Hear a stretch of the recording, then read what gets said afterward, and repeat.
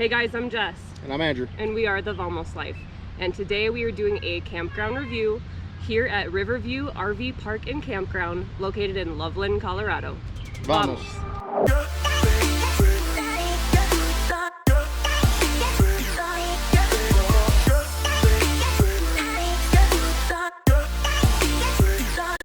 Riverview RV Park and Campground is located just outside the Loveland city limits along Highway 34, which is the highway that takes you from Loveland, Colorado up into Estes Park, Colorado. It's located not too far off the Front Range cities of Loveland, Longmont. Fort Collins isn't too far away. Interstate 25 is also a short drive away if you're coming from out of town. 70 and 76 that run east-west are also not too far away if you're coming from the Denver area, which is where those interstates intersect. So this campground is not located quite in the mountains, but it's like on the way into the canyon where Big Thompson River originates from. You're just a short drive away though. It's about 5,000 feet of elevation. It's not that high, but not that low either. It's not that bad. Right now the weather, we're here in June of 2022, and it's a really hot day today. So if you're here in the summer, be prepared for heat. I think the high today is going to be 97. Yeah. But then also at night it drops down into the 50s. So you're going to need a little bit both. So come prepared for both hot and cold. This campground is located in Mountain Time in case you're someone that's working remote and needs to line up with another time zone. So Riverview Campground is located a little bit west of Loveland into the mountains. And when you come in, you might not see it right away on the side of the road. It is a sharp turn in, so just be prepared when you do come here. Kind of slow your rig down, or your car, your RV, but the entrance is absolutely stunning. You go over the bridge, which goes right over Big Thompson River, and you come in, and there right away is your front office. So you do your check-in, and they've got a wonderful store inside. They have your basic needs and necessities, from food to RV parts to tent stakes that we found inside, basic drinks, and that kind of stuff.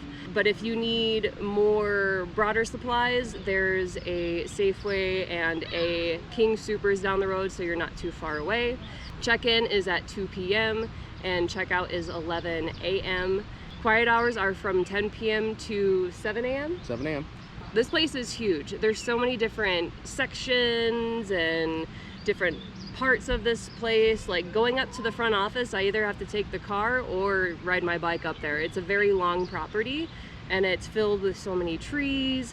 Alongside the campsite is Big Thompson River. It is amazing out there. They have a little nature trail that you can walk alongside and really kind of soak up that nature aspect and that sound. I've actually meditated out there in the mornings when we were staying here. It's just very, very peaceful in that sense. Riverview RV Park and Campground is part of the Good Sam Network. That's actually how we found this. We're coming into the area blind with no reservations ahead of time, just kind of trying to find something that was available that was kind of close to town for a good cell phone signal and for supplies. And we just found this on the app. I tried booking online, but I think we're outside the booking window for the day. So we just said, let's just try showing up and try our luck and see if there's a tent site available. We did see that those tent sites available on their website, so we just came in and we really pushed the envelope on our luck. We got here like at 5:45, and on Sundays they close at 6. So the girls were really nice in the front, and they said, yeah, we got something to accommodate you until Saturday. And I said, okay, that's perfect. So we're fortunate enough to get a tent site. When we got here, we saw that there's a good mix of tent sites, not that many. There's kind of like this meadow area with grassy dirt, and there's like 6 or 7 campsites. It's mostly RVs that are here. A lot of people just come for a couple of days. Some people here are here on extended stay.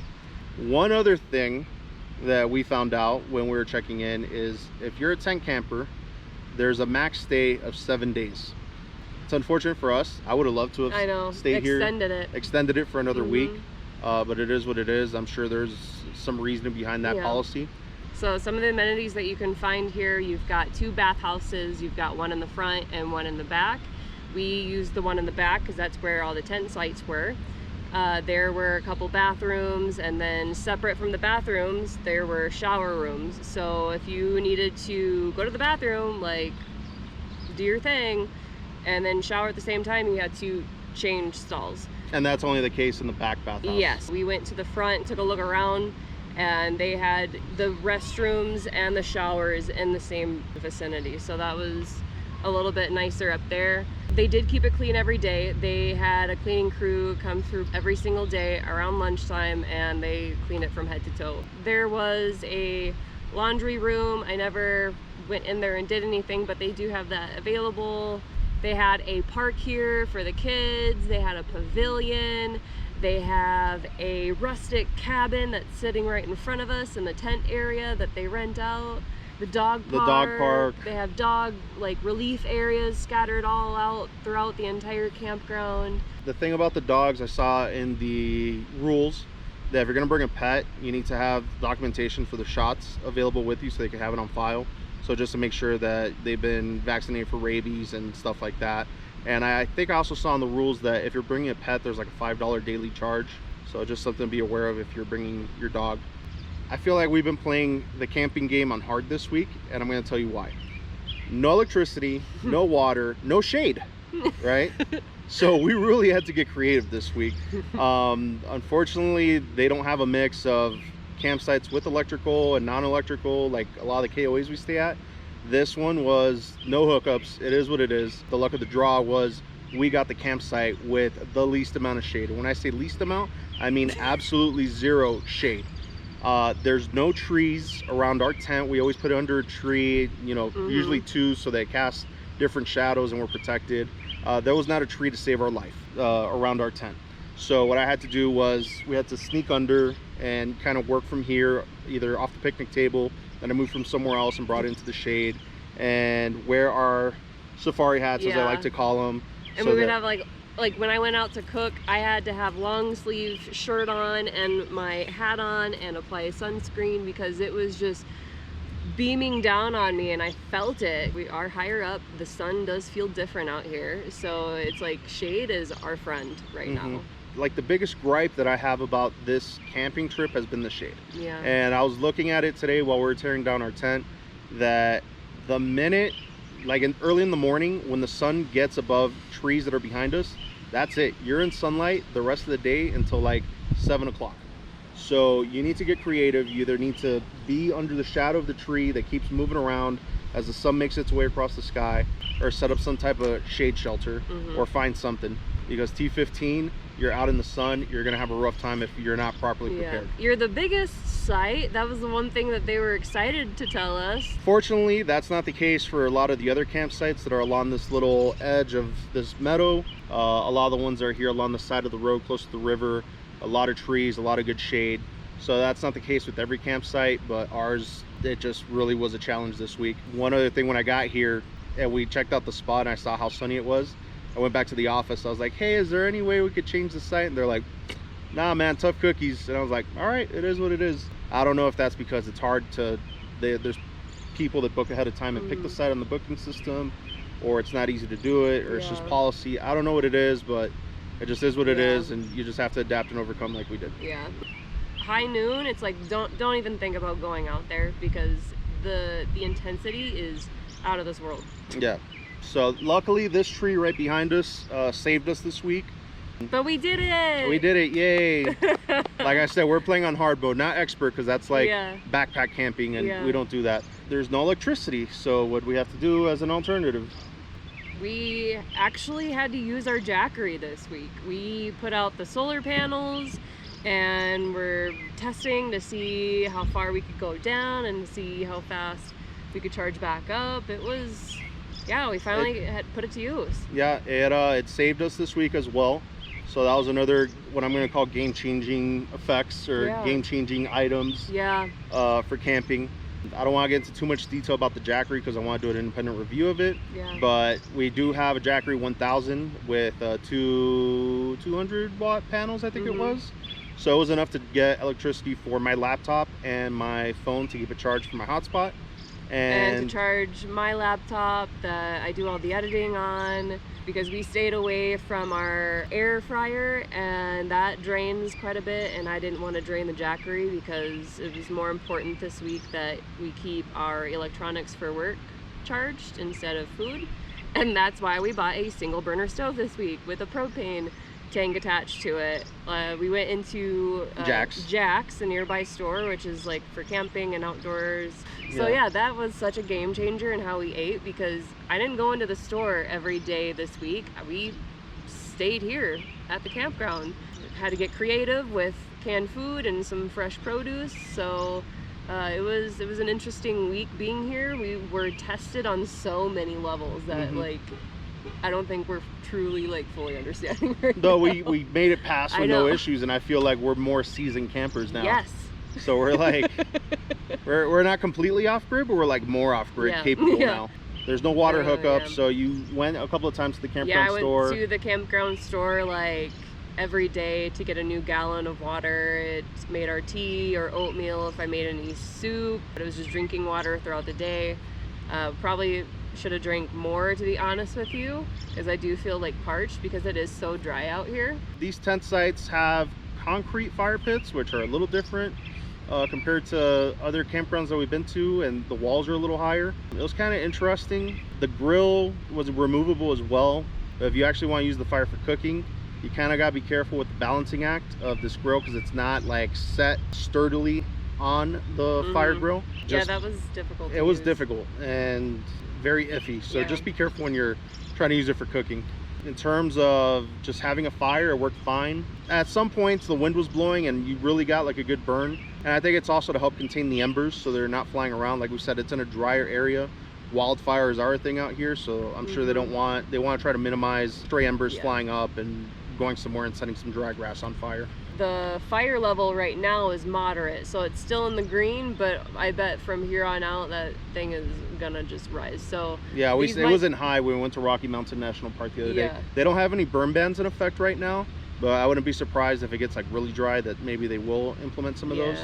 Okay, so the picnic table here was a little outdated. The slabs on top weren't completely level, so when I had the single burner stove on top of the picnic table when I was cooking, it was kind of tilted. So when I have a heavy pot on top of that and it's kind of tilted, or trying to find a spot, like it was a little bit difficult in that sense. But yeah, it's a little outdated. Yeah, it's when I was trying to work from my laptop on the picnic table, some of the planks were uneven from weathering. But the picnic tables could kind of use an update. So if you're putting a tent down on these sites, you're not going to have problem with rocks and stuff like that. The combination here, it's soily and kind of sandy. Yeah, it's like dirt with sand with like grass, but like also like shiny particles, and I know that comes from rock, so it's kind of like rock sand. The scenery, I mean, I just want to talk about the scenery a little bit more. It's been so beautiful here. Just looking around, you've got a mountain over here, you've got these massive trees, you've got the river, you've got, and it's green right now. So June time, it's beautiful. The skies have been blue and clear. We've had a couple days of rain, but nothing too bad. It comes and goes pretty quick. All right, so I want to talk about the Wi-Fi a little bit. Ironically enough, they upgraded the Wi-Fi this week while we were here. So when I first got here, I started looking at the antennas, and they were older model access points, and I don't want to get to like too technical discussions, but it was like an older system and it wasn't the best, and the internet was slow and unreliable. So I was working off the hotspot most of the week. Then in the middle of the week, a crew came out and they started changing the Wi-Fi antennas on some of the buildings where the old antennas were, and it is fast now. I was getting like 50 megs, 70 megs, like it was good. So it was high speed. So now people that are camping here, if they need to work remote like I've been doing, they have good access and fast internet for video conferencing or whatever else you need to do. The only drawback is that back in the tent area, the signal is still not that strong and it kind of cuts in and out. The only recommendation is just try to improve the coverage area back here for the poor tent campers in the back. Yeah. Aside from the campground Wi-Fi, we have Verizon. The Verizon coverage around here, we had signal, but I think we're kind of far from the tower and it wasn't that fast. So I was getting about 4 megs tops. If you need to do basic things like writing emails and maybe taking audio calls via Teams or Zoom, you'll be able to do that. But anything that's like bandwidth heavy, like video and uploading and downloading large files or streaming, you might run into some issues with that. If you're going to be in this area and you're a mountain biking enthusiast, you are in luck, because let me tell you, there's a lot of good trails around here.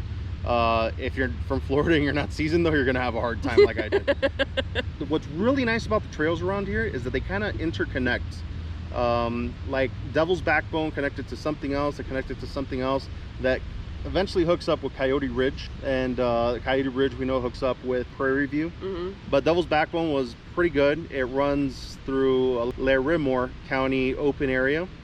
That's what they call them out here, like natural spaces or open areas. It was a single track and it was fun. It's different, you know, it's a big change from what I'm used to in Miami. Prairie View natural area or open area with the Prairie Dog Town. Oh, they're so cute. We did like 2.5 miles out there, and eventually that connects with the Coyote Ridge Trail that goes into Fort Collins County, I think it is.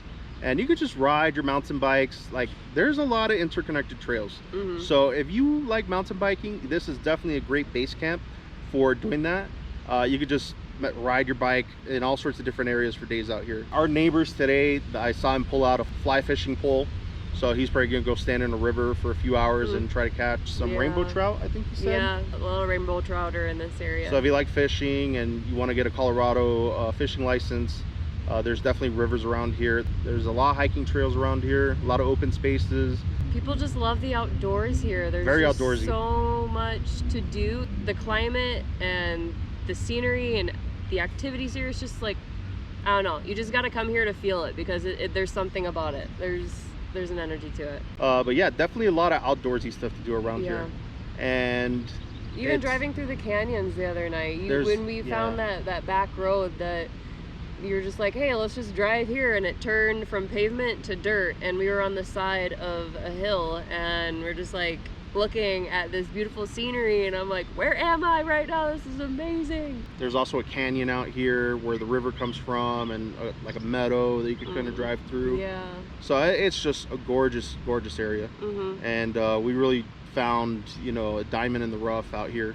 I mean, not that it's a rough area, but you know, we kind of like hit the campground lottery for certain things. So it's really pretty out here, and there's lots of wildlife too. Like, I'm looking at our squirrel friend that's running around behind us that keeps trying to steal our food and trash. Even the birds have been super fun to watch. The birds, the blue jays, the orioles, the ravens are huge, or the crows, whatever you want to call them. There are bears in this area. I don't think they come too far this way, but bears are attracted to food, so how you do store your food is everything. We even went to Rocky Mountain National Park. We're gonna expand more on that in our next video. From here to Rocky Mountain National Park, it was probably an hour drive.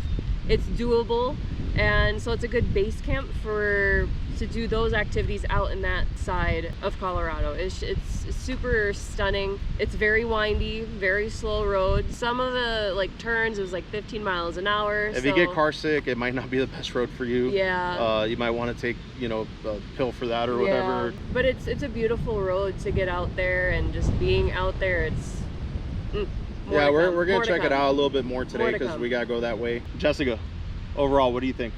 I enjoyed it here. It was a challenge with like being outdoors and in the sun. That let's change the battery. Isn't that the universe like just fucking stop? The wind killed the camera. Okay, let's stop now and GoPro, stop recording. So if you enjoyed this video, please like, share, and subscribe to our YouTube channel. If you want to follow along on our daily journey, you can follow us on Instagram and Facebook at The Vamos Life. And if you have any comments or questions on this video, just go ahead and leave a little comment down below. I'm always checking those and replying when someone talks to us because I enjoy that. Yeah. We gotta go because we got places to be and things to do. So guys, we'll see you on the next one. See you guys later. Bye. Bye.